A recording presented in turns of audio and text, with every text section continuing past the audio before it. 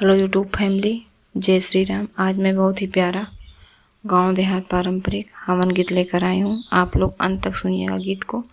जैसा लगे आप लोग प्यारा प्यारा कमेंट करिएगा, बताइएगा गीत हमारा कैसा है कैसा नहीं है। चलिए देरी न करते हुए मैं गीत को प्रस्तुत करने जा रही हूँ।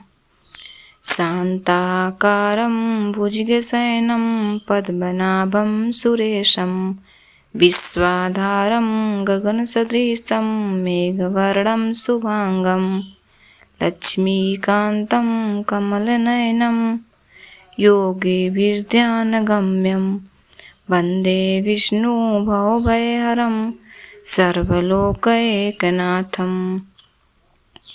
हवन कराए से कामन फल सुन विप्र पंडित सुन हो विप्र पंडित हो पंडित करत बताव कामन फल होई है कामन फल होई है हो पंडिते कर अर्थ बताव कामन फल होई है कामन फल होई हाई हो।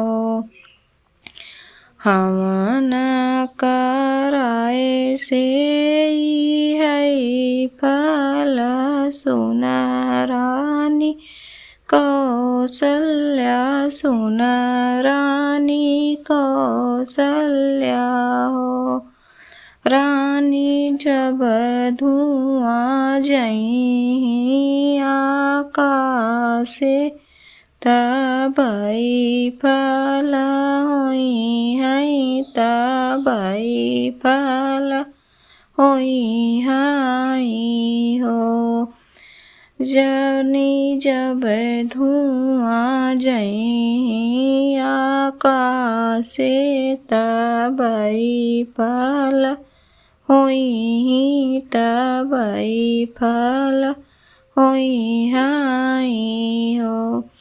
कुआं खनाए से कामन फल सुना विप्र पंडित सुना हो विप्र पंडित हो पंडिते कर अर्थ बताव कामन फल होई है कामन फल होई हाई हो पंडिते कर अर्थ बताव कामन फल होई है कामन फल होई हाई हो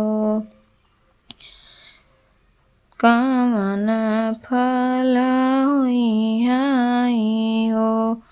सुन रानी कौसल्या सुन हो रानी कौसल्या हो रानी सबही के प्यास बुझई है तबई फल होई है तबई फल होई हाई हो।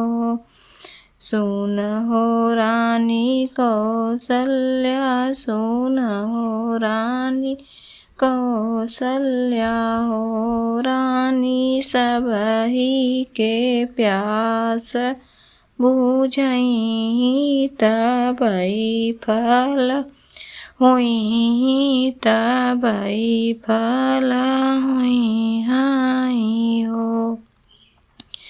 बगिया लगाए से कामन फल सुन विप्र पंडित सुन हो विप्र पंडित हो पंडित कर अर्थ बताव कवन फल होई है कवन फल होई है हो।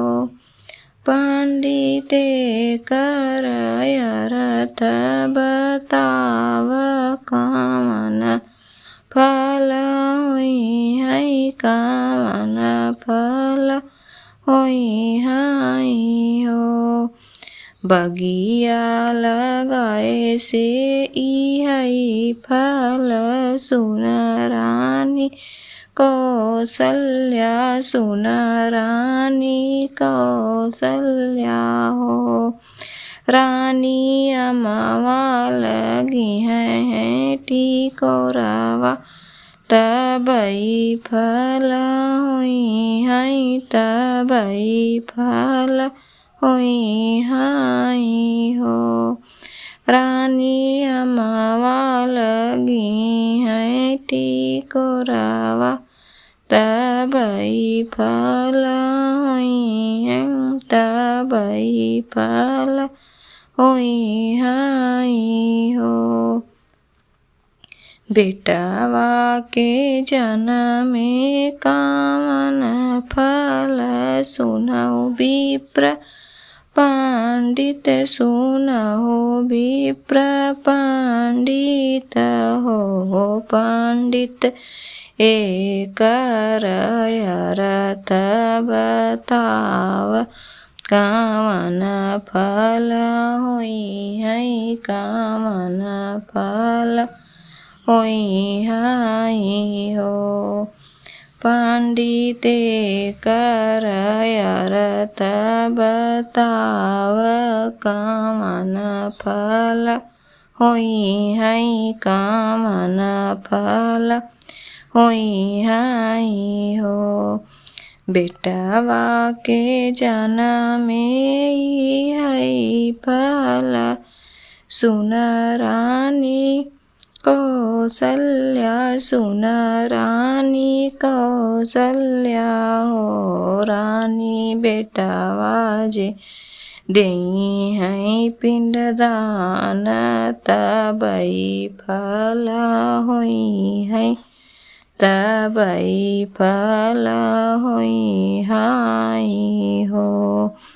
रानी बेटवा जे देई है पिंडदान तबई फल होई है तबई फल होई है हो। बेटी के जन्मे कवन फल सुन विप्र पंडित सुनहु विप्र पंडित हो। पंडित कर अर्थ बताव कवन फल होई है कवन फल होई है हो। पंडिते कर अर्थ बताव कवन फल होई है कवन फल मिली है हो। बेटी के जन्मे ई है फल सुन रानी कौशल्या सुन रानी कौशल्या हो। रानी मड़ाए में देई है कन्यादान तबई फल होई है तबई फल होई है हो। रानी मड़ाए में देई है कन्यादान तबई फल होई है तबई फल होई है हो। रानी बाबा जे देई है कन्यादान तबई फल मिली है तबई फल मिली है हो। रानी बाबा जे देहै कन्यादान तबै फल मिली हैं, तबै फल मिली हैं हो।